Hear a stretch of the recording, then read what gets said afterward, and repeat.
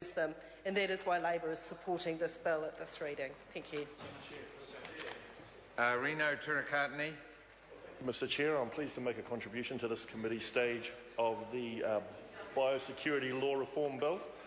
Mr Chair, this bill, before I go into talking around Part 1, biosecurity is critical to our prosperity as a nation, and this bill is all about protecting our pa, protecting our industries, our livelihoods, protecting our brand, protecting our resources, protecting our mana. And so Labour does support this bill. We have supported it right since its introduction, but we do have some reservations over a couple of aspects to the bill, particularly around the industry agreements, government industry agreements, which my colleague Mr O'Connor has touched on. I want to just take this opportunity, Mr Chair, to talk on the SOP which Te Ururoa Flavel has tabled, the proposed amendment, a new clause A, and that is the insertion of a Principles of Treaty of Waitangi clause as a new clause A. And Labour supports the inclusion of this SOP and the inclusion of this new clause, Mr Chair. The principles of the Treaty of Waitangi, as we all know, the genesis came out of the Treaty of Waitangi Act, the architect, Maturata, and the Labour government of those days, and it's been central to the whole modern day era of the past 30 years of the modern era of treaty settlements. So, and there's a long line of treaty jurisprudence around the principles of the treaty, but in terms of its inclusion in this bill, Mr Speaker, it is very important in recognition of Māori, iwi Māori as the tangata whenua and as kaitiaki for our natural resources and the partnership between Māori and the Crown. So we do support the inclusion of this clause, and it is unequivocal in terms of the wording that this Act must be interpreted and administered so as to give effect to the principles of the Treaty of Waitangi. And I know Mr Flavel has tabled another SOP, but I believe that might come under a different part. We will discuss that at a later time. But in terms of Part 1 and a new Clause 8A, we support this SOP. Just returning back to the thrust of this bill, Mr Chair, we do support the measures, for instance, the new tools for more effective and efficient border biosecurity, placing more duties on importers to take more reasonable steps in terms of their importation and compliance with health standards, measures like the modern day framework for the use of information on risk profiling, and one that was endorsed by my colleague Ms Mackey, and she spoke to last evening, the expansion of the Biosecurity Act and its application to the EEZ. So those are commendable measures in the bill, Mr Chair.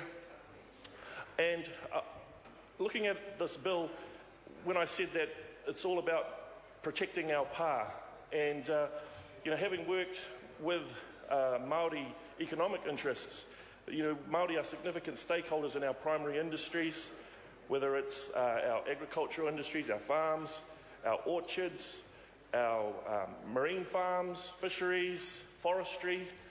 In fact, the bulk of Māori assets are in the primary sector, and therefore our trade and our ongoing viability in those industries is really critical on our biosecurity.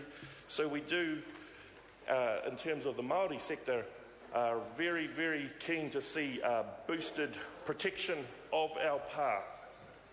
And that leads me on, Mr Speaker, to the government industry agreements.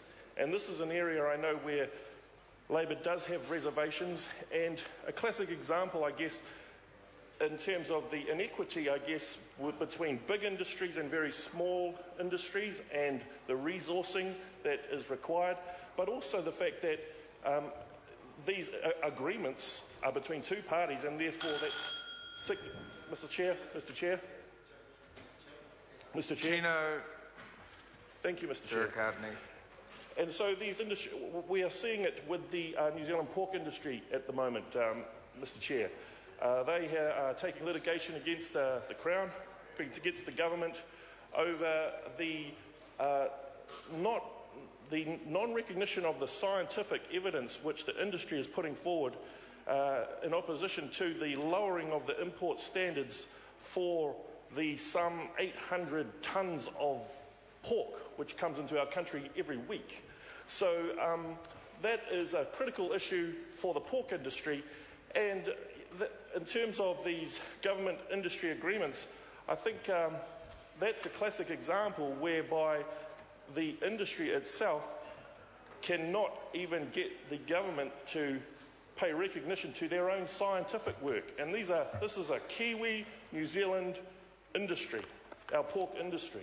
And so I think we need to give a lot more consideration to the government industry agreement provisions to make sure that there is a greater equity and not too much cost borne on particularly there is a disproportionate cost when the industries are so small, if it's a small fledgling emerging export industry. And we all know that we want to broaden the base of our export sector, of our tradable sector, and so I think it would be good to just focus on those the government GIA area and make sure that that is